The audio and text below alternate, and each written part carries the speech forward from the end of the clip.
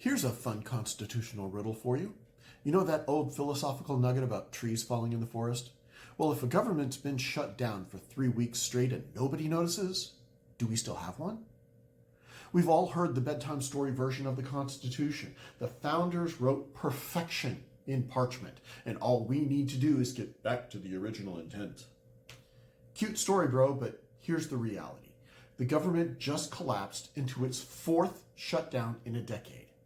Congress is in witness protection, the courts are running on fumes, and federal workers are now involuntary volunteers.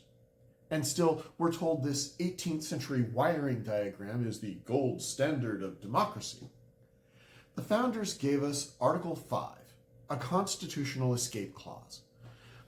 The 2/3 of Congress, or 2/3 of the states, can call a convention to propose amendments. Sounds great, right? Except Congress treats it like nuclear launch codes.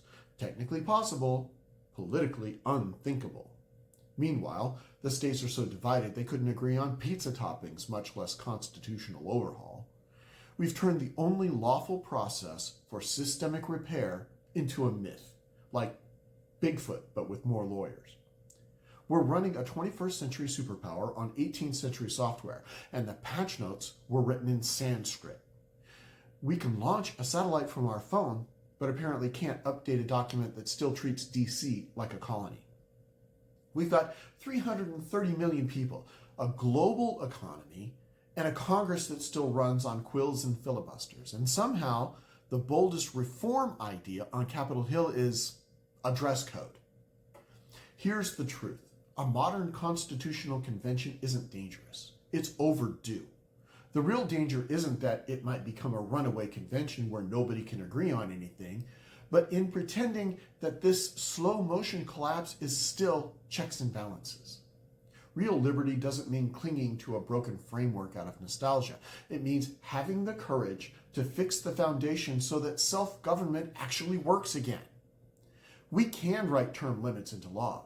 We can cap judicial tenures. We can demand ethics, transparency, and accountability that the founders wanted, but couldn't imagine needing Wi-Fi for.